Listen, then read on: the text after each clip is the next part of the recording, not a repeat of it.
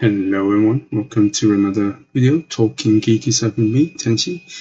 And today's video, I'm going to talk about Uncharted. I've actually had to re-record this because if anyone's watched my previous videos, you know that I like to do an intro scene, with trailers from all the movies or all the games and cut into one with music I've got from, well, music I found that is free to use. But unfortunately, when I posted on YouTube and scheduling it for next week, it got claimed. I think Naughty Dog claimed the trailers I used, so I had to re-record it. So here I am back talking about Uncharted again. So that's out of the way. Anyway, let's start again. So welcome to Talking Geeky Stuff. And today's topic is Uncharted. So if you've watched my last few videos, you will probably notice I've done a few video games all based on Western games. I did one on Borderlands, Halo, and Mass Effect. And now, another Western game, another one of my favorite action-adventure games, but it's also one of my favorite PlayStation exclusive franchises out there. It's either this or God of War, really. It's just a toss-up. And I chose this. And I will be doing a God of War later on, so look forward to that soon. So Uncharted. If you watch my Halo, Mass Effect, and Borderlands video, this will have a similar beginning where I played a year, 18 months, 2 years after the release. And of course, yes, just like the other games, Uncharted I played about a good 18 months, maybe around 2 years after it got launched. Because you got to think about it, anybody knows who watched my previous video will know that my favorite gaming genre is RPGs, JRPGs. And back then, PlayStation 2 all the way to PlayStation 3, they were the king of JRPGs. And JRPGs can take up 100 hours, 150 hours. But when you say 100 hours in the game, in real life, is 6 months, 7 months, 8 months. Because I had work to do, had other things to do, I had other geeky stuff to do, like movies, TVs, and comics, manga, anime. I was playing other games on my other consoles, like Xbox and my PC and Nintendo. So I was kind of like scheduling all of that stuff. So and by the time I finished one RPG, I had kind of like a little schedule of like, I finished this one RPG on PlayStation, then I got another one, then I got another one. So by the time I finished my schedules, you're talking about 2 years down the line already, right? So then one day I was just out shopping, went to my local game store and just check out what's on the second-hand shelves. And I saw this for about, I don't know, about £9-10. And of course, I've read a few good reviews saying it's a really good game, so decided to buy it. So I got it, had it on the shelf for a couple of months, and finally I had time to play it. Put it in my PS3, played it. I was actually really surprised, Even though I read some reviews saying it was good, but of course, until you play it, don't really, it's one of those things. I wasn't into Western games as much as I am now. So sometimes there's a lot of games back then which got 8 out of 10, 9 out of 10. But when I played it, it wasn't 8. It was maybe a 6. Things like that. So anyway, this was actually a game that lived up to the majority of the good reviews. I really liked it. The graphics were good. It wasn't amazing, but it was good. The controls were good. Could have been better.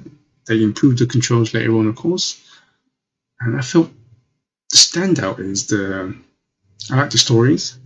We're setting exotic locations. The characters are amazing. The voice acting was awesome.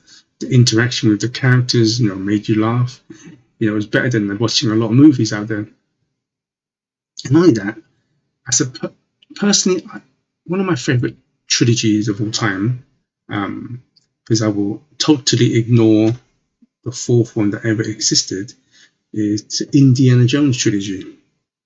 When I was a teenager or young kid watching those films, I always wanted to be like Indy, Harrison Ford, to go around looking for treasure. So that I had that as well. I had that, I always liked those kind of genres. That's why I like Tomb Raider and this Indiana Jones. So yeah, you had all that going for it, and the game, like I said, characters, gameplay, story was great. So at the end, I agree with a lot of the reviews. 8 out of 10, 8.5 out of 10 is a sweet spot. I think that's where it deserved. And just like the other games I mentioned, Borderlands or Mass Effect, once I finished the first game, even though it was 2 years out, 2 years behind everyone, I wasn't with the sequel, because by the time I finished Uncharted, I knew about Uncharted 2 was almost finished. And of course, I pre-ordered it, day one, got delivered to me, straight away played it. And I tell you, man, the things I felt that Uncharted, the first one, lacked, they rectified in the second one. Graphic was better, the controls were tighter. I felt the story was good as well. It's a bit more. I felt it was more serious, I think. But at the same time, he kept a lot of the humor. The characters' interaction was great as ever. The voice acting, I felt, was a lot better this time. I mean, the first one was good, but this one's excellent. So everything that held the first one from being a 9 out of 10 to rectifying it.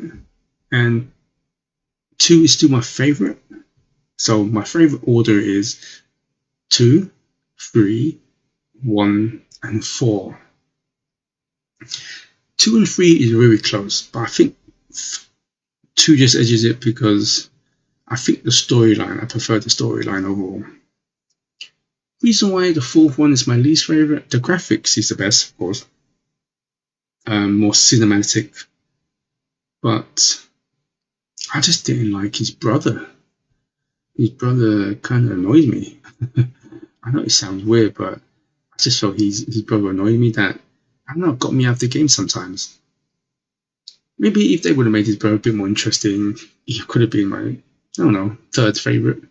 But that's not to say that the fourth one was bad by any means. It was still good. I still give it a good solid 8 out of 10. 8? Yeah, 8 out of 10. I give Uncharted the first one 8.5. I give Uncharted 2 a good 9.5. Uncharted 3, 9. So Uncharted 4 is my least favourite, but as in saying that, I'm not saying it's crap. It's still a good 8 out of 10 game. I only let down because I found his brother annoyed me a bit, really. And that was, the ending was pretty sad. You see Nathan, his wife, retired in a nice island. I'd love to live somewhere like that when I retire. And you play a little bit of his daughter. Can't remember what the daughter's name was. So if they're going to continue with the franchise, here's the problem is I would love to see a franchise continue with his daughter, but my problem would be that, if she's going to grow into a woman and she's going to follow in her father's footsteps, treasure hunting and so on, that kind of looks a bit too much like Tomb Raider. And I think, one of the reasons why, Nathan was a man was to make it different from Tomb Raider. But now if you have a female lead, treasure hunting and so on, it's very Tomb Raider. So that is, I will find a biggest problem. Trust me, I would love to see Nathan's daughter doing her own adventures. But just thinking from a marketing standpoint, how would they kind of market that as a separate without, copying too many, right? But anyway, that's just my thought. What do you think? Would you like to see the series franchise go forward with Nathan's daughter? Anyway, let me know in the comment. And also, please like this video if you like it, of course, and please considering subscribing to this channel. Thank you for staying to the end. I have to say good morning, good afternoon, and good evening, wherever you are in the world. And please stay safe. Goodbye.